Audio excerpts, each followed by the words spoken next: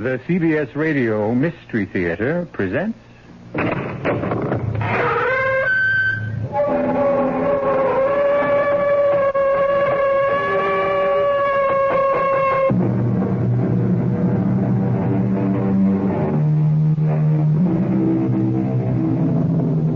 in. Welcome. I'm E.G. Marshall. Welcome to the world of... No, not your imagination this time, but that of a man, a writer, who had more than enough for both of us. This time, then, I bid you relax, let your imagination take a holiday, as I bring you not only a story of horror, but of wit and brilliance. Oscar Wilde's The Picture of Dorian Gray. But the portrait of you, Dorian, the portrait I painted of you, it is hideous. Dorian, what does this mean? It means that the wish, the frightful wish I made in your studio 18 months ago was granted. Impossible. The room is damp. Mildew has got into the canvas.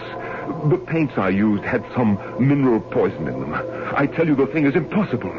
This is the face of a monster. Yes, Hallward. The face of a monster. The face of my soul.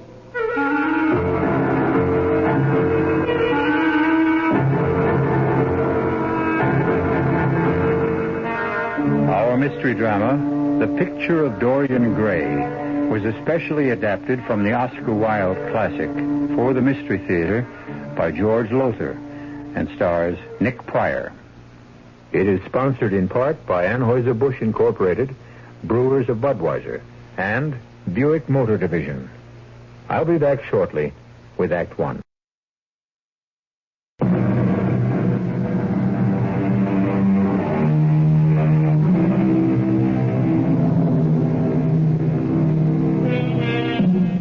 Nothing is new under the sun. Women's lib is as old as the Greeks. And the vaunted liberality of our times, do your own thing. Live today, pay tomorrow. Whatever is pleasurable is right, was more than anticipated by a certain Victorian named Oscar Wilde, who in 1891 wrote The Picture of Dorian Gray. Come with me now to the London studio of the celebrated portrait painter Basil Hallward. A handsome young man, Dorian Gray, is having his portrait painted as he chats with Lord Henry Wotton, a rather dissolute, depraved man about town. Please don't move about so much, Dorian. And don't pay any attention to what Lord Henry says. He has a very bad influence on people. Have you, Lord Henry? A bad influence on people? There is no such thing as a good influence, Mr. Gray. All influence is immoral. Oh, why? Because to influence a person is to give him one's own soul. He does not think his own thoughts or burn with his natural passions. And so when one person influences another, if you were to influence me, for example... Your individuality would be to that degree destroyed. Just turn your head a little more to the right, Dorian. Well, I doubt if you could influence me very much, Sir Henry. I'm told you're a very wicked man. Wicked? I only believe in living my life fully, completely, in giving expression to every thought, reality, to every dream. Most men believe in virtue. I believe in sin. In sin? Dorian, don't move, please. But of course, the only way to get rid of a temptation is to yield to it. A provocative thought, Lord Henry. The truth, nothing more. You, Mr. Gray, you yourself, a fresh youth of 20 summers, you have already had passions that made you afraid, thoughts that filled you with terror, daydreams and sleeping dreams whose mere memory might bring a flush of shame to your cheeks. Perhaps. Take my advice. Live while you're young. Youth is the one thing worth having. Oh, I don't feel that way, Lord Henry. Because you are young. Have your youth.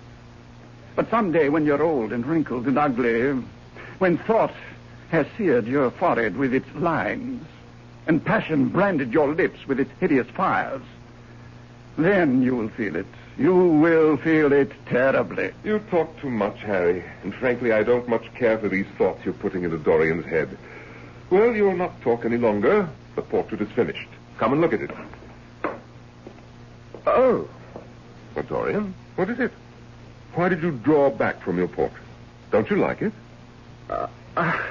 I like it too much. Too much. Well, what do you mean? You have painted me as I am, but as Lord Henry just said, someday I shall be old, wrinkled, ugly. Oh, come, Mr. Gray, don't take me too seriously. Many, many years will pass before you are old. But why should it be that way? Why should this portrait keep what I must lose? Ah, if it were only the other way. If the picture could change, and I could always be what I am now, I'd sell my soul to the devil if that could be true. Look, there's a portrait. The portrait's fallen to the floor. God in heaven, Hallward, Lord Henry, you don't think the devil heard me, do you? Nothing as supernatural as all that, Dorian. I've been meaning to fix a cracked leg in that easel for weeks, and it finally broke, that's all. Is the portrait damaged? No, not in the least. Are you, Mr. Gray? I? Damaged? Did you mean what you said about selling your soul to the devil? I'm not sure. But you never know. If the portrait could grow old instead of me, I think I might. I really think I might.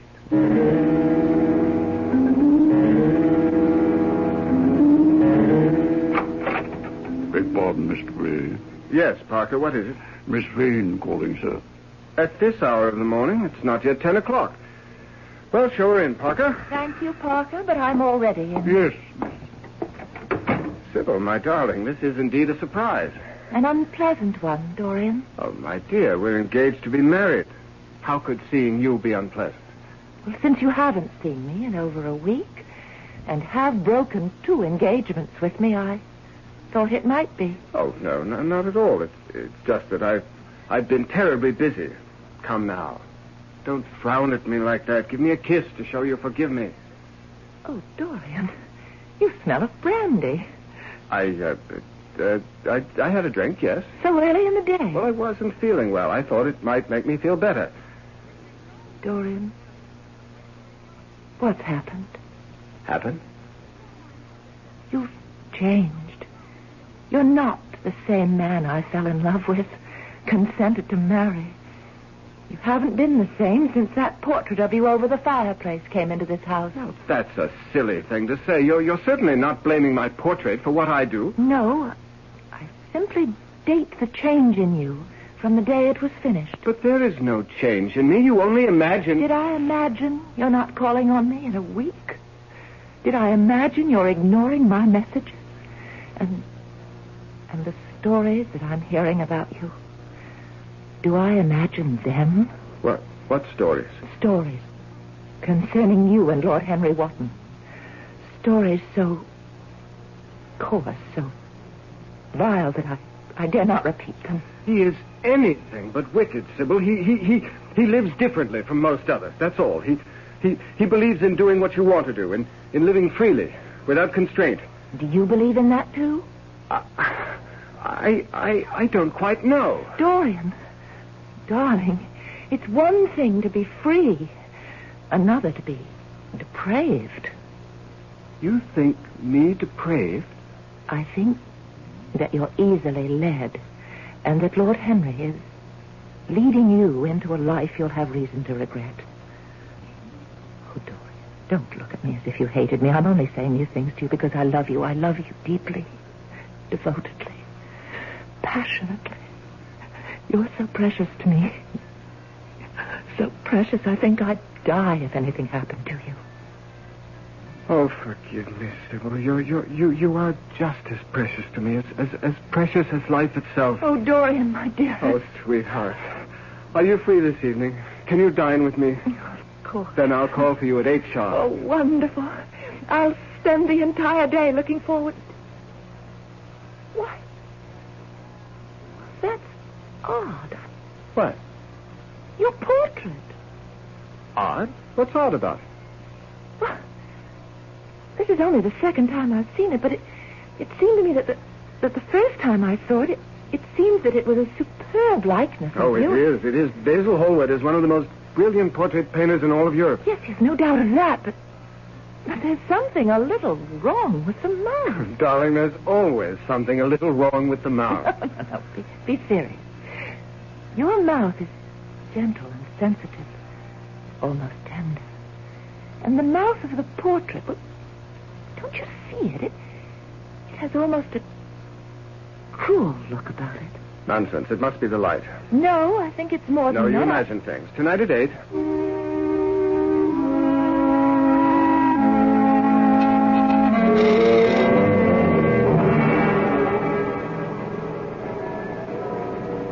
Dorian. Oh, Dorian. I knew that was you turning into Bond Street. Oh, hello, Basil. How are you? Let me look at you. Oh, by heaven, you're the handsomest young hellion in all of London. Hellion? There's a good deal of talk going on round about your escapades, Dorian. Yours and Lord Henry. I think it's called sowing one's wild oats, Basil. Nothing more. I'm not sure. You certainly don't look as if you've been leading a dissipated life. Clear eyes, healthy skin. Ah, you delight my painter's eye, Dorian.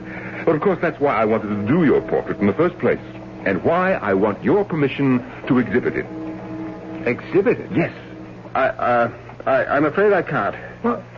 You can't? Let's say I prefer not to. Oh, I see. Well, it's yours, of course, and you've every right to do with it as you wish. And I don't wish it to be exhibited. No hard feelings, I hope. Why, no, of course not.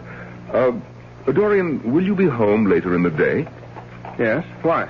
Well, it needs to be varnished, the portrait. It's more than a month now since I finished it. Time to give it a protective coating. Shall we say 4 o'clock? Well, shall we? I'm afraid you've forced me to tell you something I'd rather not reveal to you, Basil. Oh? There isn't any portrait. I destroyed it. What? Oh, you don't mean that. I do indeed.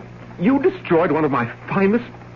Why, in heaven's name, man, why? I simply didn't care for it, that's all. Well, you liked it well enough the first time you saw it. Very true, but the more I looked at it, the more I felt it wasn't me. Well, I see that the stories about you are true. I was afraid they might be once I heard you'd become close friends with Harry Wotton. Your friend, too, Basil. Yes, but I'm older than you by 20 years, Dorian, and not easily led. Or rather, misled. I am not being misled. I'm being taught, instructed, if you will, in what real pleasures life can hold if one will only let himself go. Remove it, sir? You heard me, Parker. I want the portrait taken down from over the fireplace and carted off to the attic. Whatever you say, sir, of course. But might I venture to suggest that if you had it placed in a different light... What has a different light to do about it? The light changes a good deal during the day, and the portrait seems to change with it.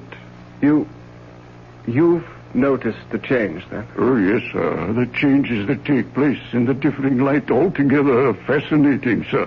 Much as I shall be sorry to deprive you of your entertainment, Parker, have it taken to the attic. I'll do it first thing in the morning, sir. No, damn it! You'll do it now! It would seem that Dorian Gray's wish is coming true. That the portrait is beginning to show the ravages of his dissipations, not he. But if that is so, and certainly it seems to be, what price will he be forced to pay before the end is reached? Who sells his soul to the devil deals with a harsh bargainer. I'll be back shortly with Act 2.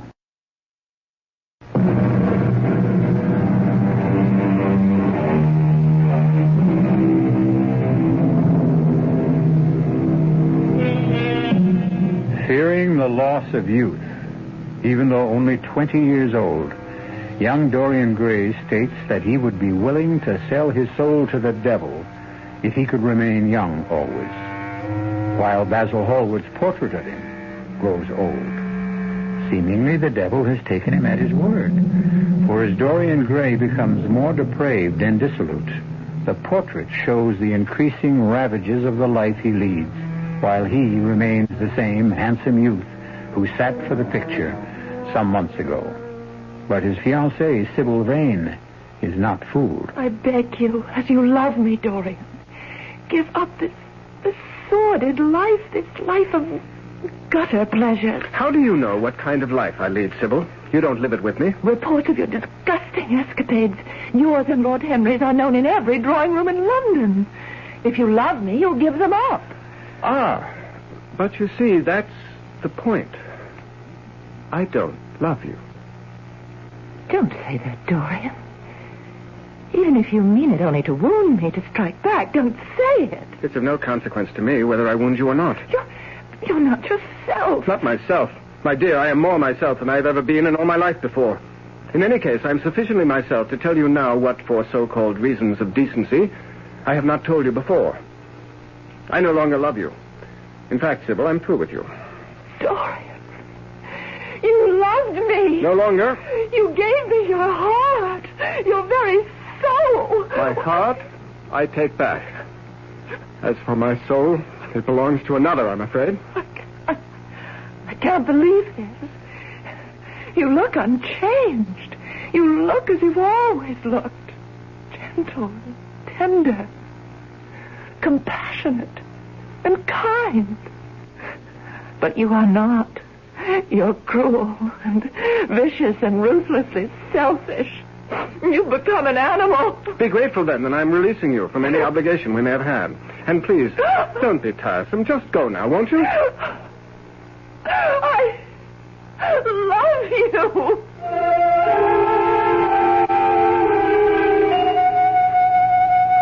Whom did you say, Parker? Mr. Basil Hallward, sir. That's who I thought you said. Well, I'm already late for the opera. Tell him I'm not at home. Yes, sir. I'm sorry, Mr. Hallward, but Mr. Gray is not... Mr. Hallward, please, you can't go in there. Hallward, how dare you? I must see you. I thought you wished never to see me again. I am not here from choice, Dorian. What did you do to Sybil Vane? I? Nothing. Whatever has been done to Sybil Vane, she did to herself. What do you mean by that nonsense? Simply that I told her I no longer love her and want none of her. Sybil is dead, Dorian. By her own hand. Pity. And now, if you'll excuse me... You aren't going to the opera. Why, yes. You have just heard of the death of the woman you loved. The woman who took her own life for love of you. And you can go to the opera? Death, my dear Hallward, is a most unpleasant subject. And I live only for pleasure. Good night.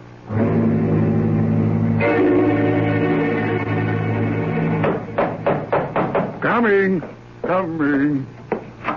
Why, Mr. Dorian, sir, did you forget your key? Damn it, man. Would I be standing out here in the cold, banging away at the door if I hadn't? Come in, Harry. Sir Henry, let me take your hat and cloak, sir. You may go to bed, Parker. Thank you, sir. Good night. Well, and where shall we go after a brandy or two, Harry? I shall go home, I think. But the evening's young. I am not. A brandy or two will revive you, and then we'll be off to where? I'm in the mood for a pipe myself. No opium for me tonight, Dorian. Oh, come along now. We'll go to that little dive down in Wapping by the dock. No, not tonight. But you can't ask me to go alone. I'm not asking you to go at all. Harry, what's come over you? Age, my dear fellow. I get tired these days. I am growing old, Dorian. A life of pleasure does exact payment. Though I must say, you look as if you keep up with your payments easily. I have no complaint. How do you do it? In the last 6 months, since we first met in Hallward's studio, we have indulged ourselves in every form of vice, every variety of sin, giving full vent to our passions, and yet, well, look at me. I have aged 20 years in these 6 months keeping up with you. But you're as fresh and healthy and young as ever you were. How do you do it? Shall I show you my secret? Show me. I keep a diary. A rather remarkable diary, Harry. In it is recorded every single action of mine since Since that fatal day. Fatal day? The day we met. I thought you were grateful for our meeting. Why do you say fatal day? Come and read my diary, and you'll see. Bring your brandy.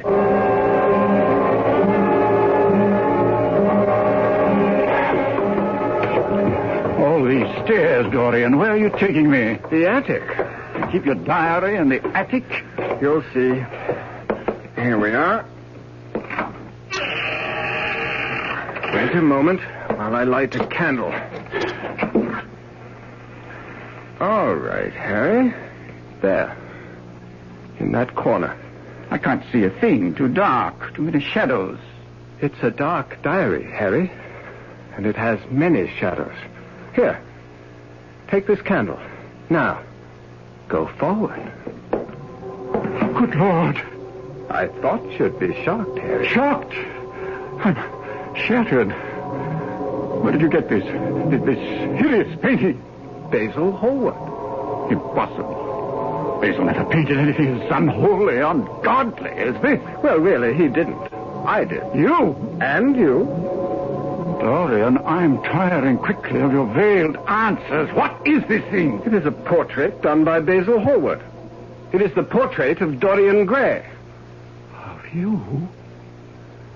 This is the portrait he finished that day? It was. It no longer is. But I don't understand that. What has happened here? What indeed? Dorian, tell me, what? I made a wish in Hallward's studio, you remember? No. I said I would willingly sell my soul to the devil if I could remain forever youthful, no matter what excesses of physical pleasure I indulged in, and only this portrait aged. Yes, now I remember, yes. The devil heard and remembered, even though you did not. But it's incredible. So have been the vile delights you revealed to me, Harry. The gutter pleasures, as Sybil termed them. Sybil Vane, your fiancée? Yes. She's dead, Harry. Oh, no. Ah, yes. And by her own hand. Suicide? Why? Why? She was such a lovely thing, fresh as a rose, innocent as a new fallen snowflake. You break my heart to tell me this. Why would she have done such a thing? Well, she didn't. I did. You? And again, you. Damn, enough of this, I say. What in hell's name are you getting at? I think the truth. What truth? That you were wrong. Tragically wrong. You said that day in Basil's studio, the body sins once and has done with its sin, for action is a mode of purification. Oh, Harry, how wrong you were. Not wrong. Beaten, whipped, vanquished, conquered by my own vices. And you led me into a life of sin? Led? Who led? You wanted it. I tell you truly that I have never been so appalled by such viciousness as I found in you. You said... That day you said, the only way to get rid of temptation is to yield to it. But I might have added that the only way to overcome temptation is to fight it. What are you holding there in your hand? I can't see in the candlelight. What? A knife. What are you going to do with it? Kill you. Why? You deserve to die. Or put another way, you don't deserve to live. You will never learn, will you? Life isn't something you deserve. It's a burden you must carry. Then be grateful to me, Harry. I am about to relieve you of your... No!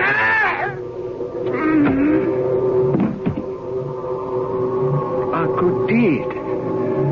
Well done. Do you not agree, portrait? Speak to me, my likeness. My soul, have I not done well to rid the world of this creature? Speak! I tell you, speak!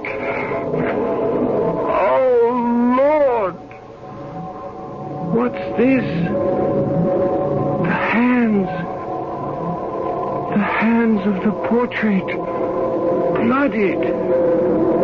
One with the blood of Harry. But the other? Ah, yes. Sybil. Poor, dear, innocent Sybil. Oh, Lord! I fall on my knees and beg you. Forgive me. Forgive me. I knew not what I did. You knew. Die! And you will pay.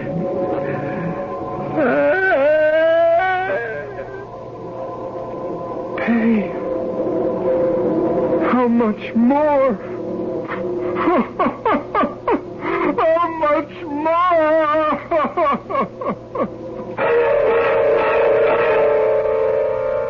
How much more, indeed. Why is it that the pleasure of minutes must be paid for in hours? As you sow, so shall you reap? Is that it? Appears that way. Well, Dorian Gray sowed much seed, and his reaping of the harvest was not yet over, as we'll hear when I return shortly with Act 3.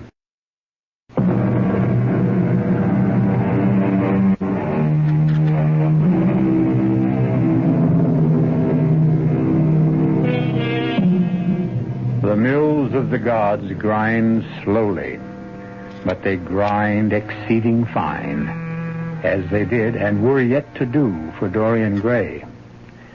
See him as he sits now, near 3 a.m, in the library of his London house. A youth uncommonly handsome, not a line in his attractive face, the personification of young innocence.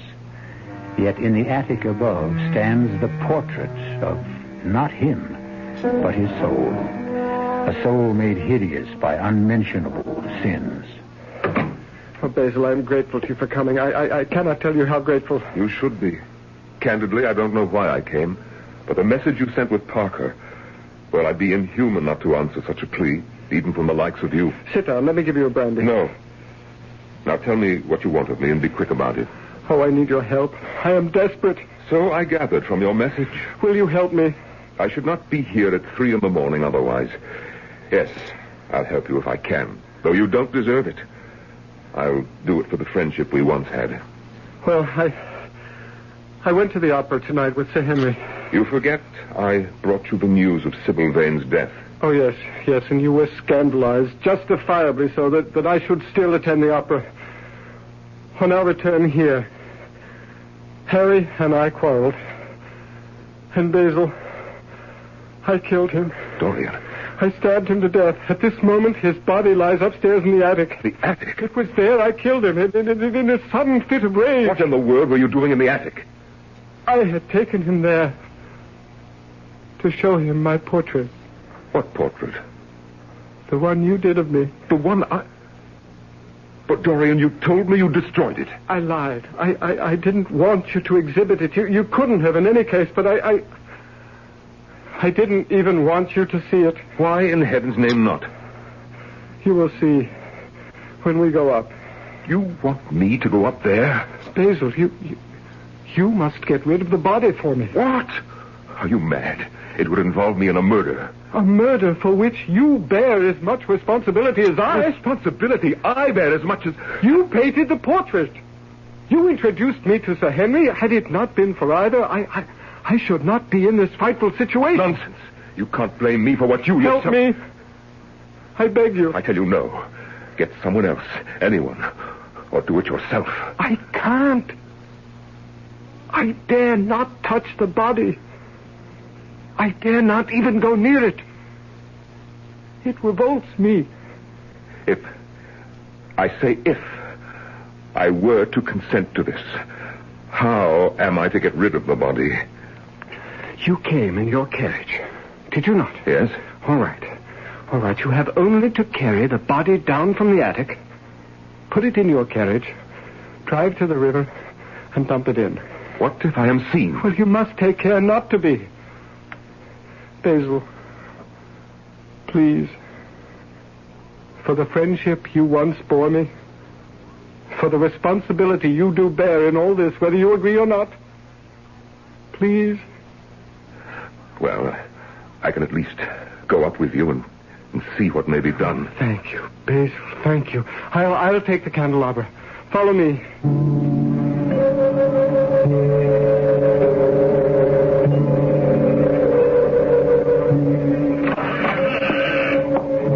Take care, Basil. Don't stumble. There. Whatever Harry may have been, he was my friend. But I cannot help but say, the world is well rid of him. As it will be of me. I'll not deny it. Now, where is the portrait? Oh, you don't want to see that. Dorian, if you wish me to help you get rid of Harry's body, then you'll have to let me see the portrait. It's that or nothing. Very well. It's there, in the corner. Here, take the candelabra. Oh, thank you. You see? Oh, but this is horrible. Hideous. I never painted this. No, I did. No, it can't be. The room is damp. Mildew has got into the canvas. That would account for the green splotches on the cheeks. The paints I used had some mineral poison in them. Hence the cancerous growths on the nose, the forehead. Oh, heaven help me. This is the face of a monster. Yes, Basil. The face of a monster. The face of my soul. If this is what you are, truly are. It is. I am. Then I'll have nothing to do with you. Oh, you're not human. You're a devil. A fiend. Oh, let me out of here. Wait. You said you'd help. I must get out of here. I must leave this hellhole you call a home. Basil. No, come back. Help me, Basil. You must help me. Help me. Someone help me. Oh, help me.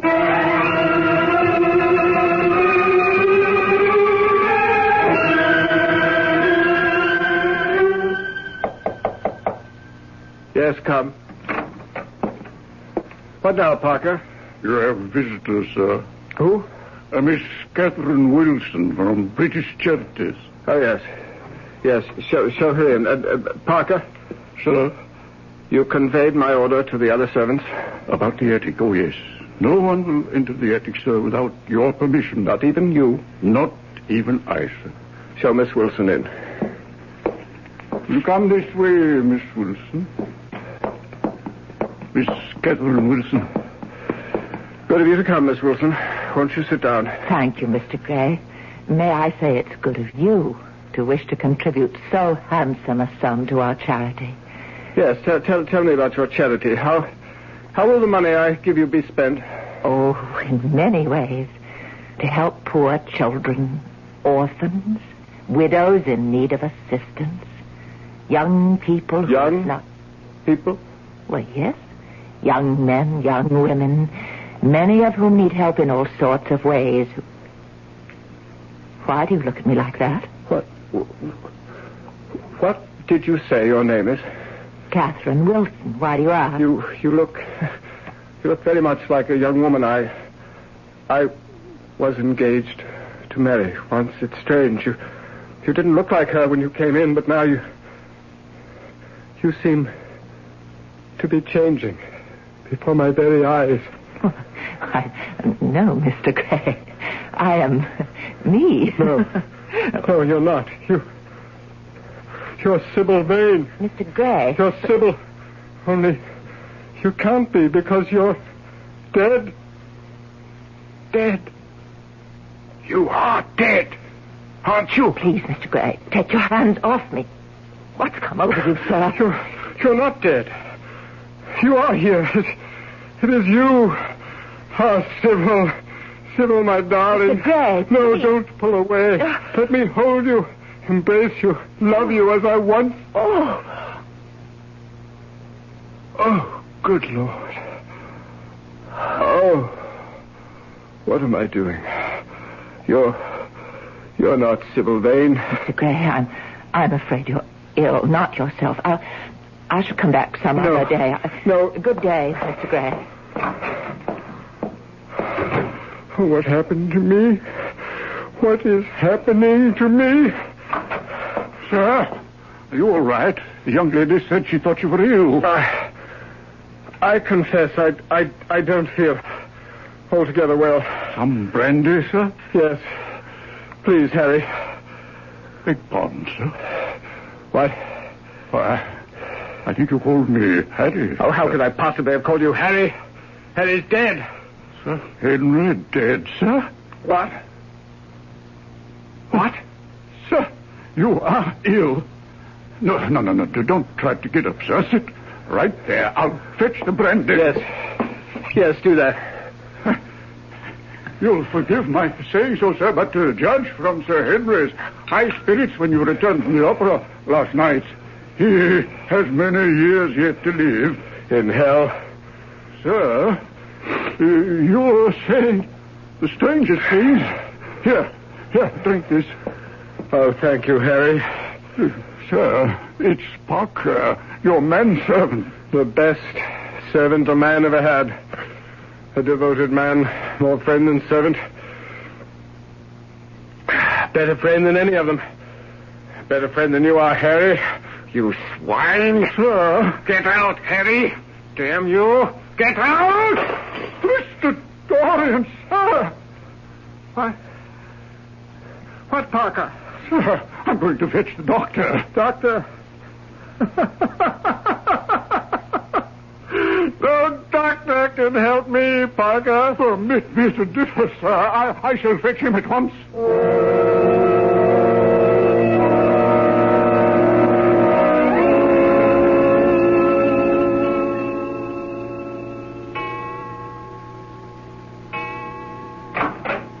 Who's there?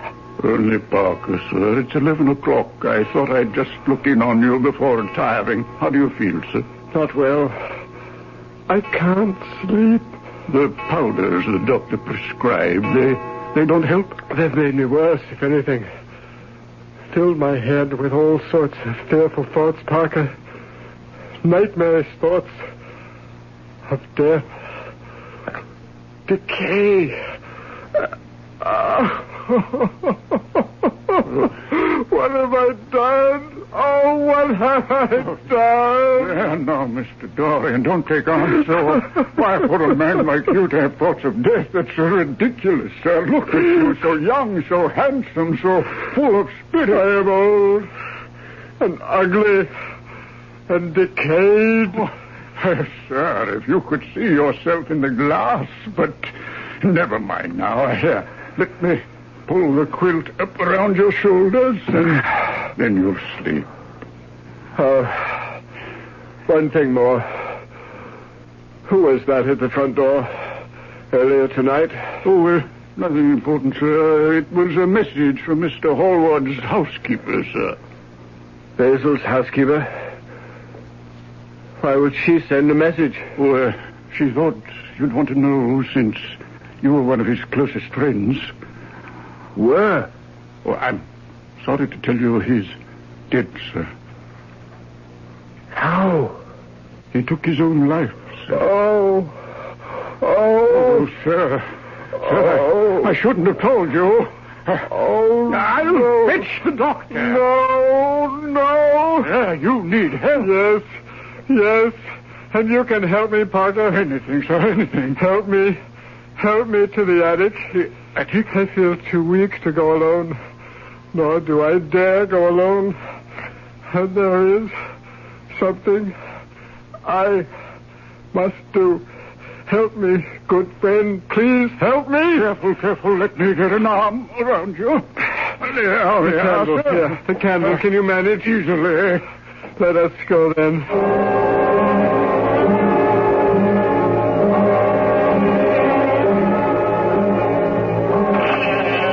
Here we are, sir. What is it you wish to do?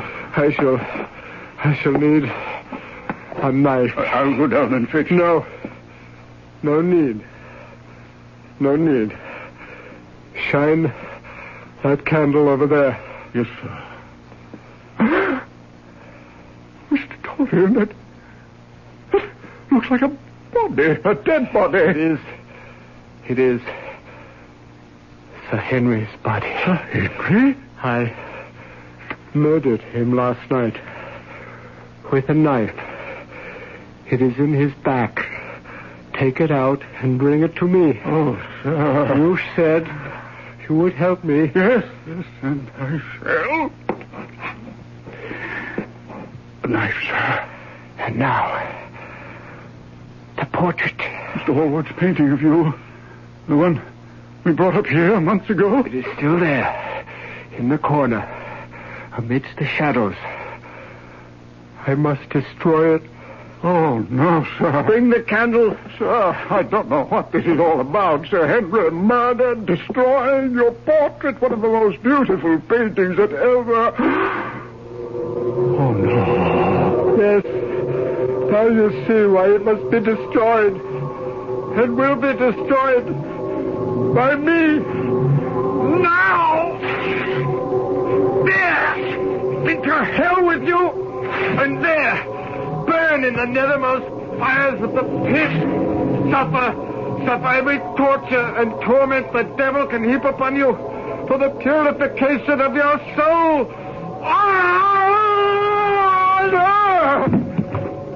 Mr. Dorian! Mr. Dorian! The portrait. Look at the portrait. Changing. Heaven protect us, it's changing before my very eyes. That hideous monster is becoming young and handsome and beautiful. It's you, sir. You, as Mr. Hallward painted you. Here, let me hold you up so you can look for... Oh, you are becoming... Yes, withered, scabrous, loathsome.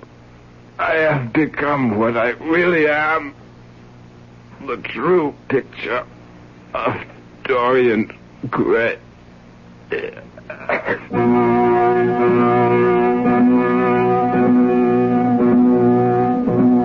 And so died Dorian Gray, turning physically into the hideous and loathsome thing which was his soul, as the portrait became once again the handsome youth he once had been. As I read the picture of Dorian Gray, I couldn't help but wonder if our modern penchant for doing your own thing might not be leading some of us, at least, to the same end as poor Dorian. I don't know. What do you think? I'll be back shortly.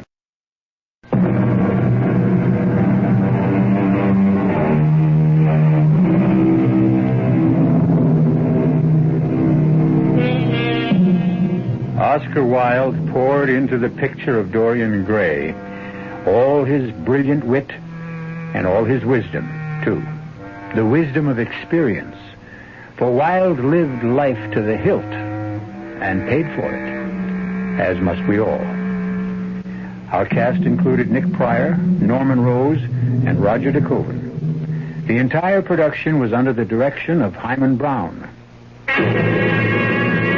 Now, a preview of our next tale. Unlatch that belt, paleface, or I'll use it to make your other end red. Better get on your horse. Bye, Mom. I love you. I love you too, Billy boy. And I also could kill your Uncle Ralph for this stupid birthday present. Guns. What place do they have in our life? Or anyone's? Why does the back doorbell always ring when you're at the front? Coming! All right. What's so important? Yes? Hello, wife. Long time no see. Who are you? What do you... Oh, no. It could be... Radio Mystery Theater was sponsored in part by Buick Motor Division and Anheuser-Busch Incorporated, brewers of Budweiser. This is E.G. Marshall inviting you to return to our Mystery Theater for another adventure in the macabre. Until next time, pleasant dreams.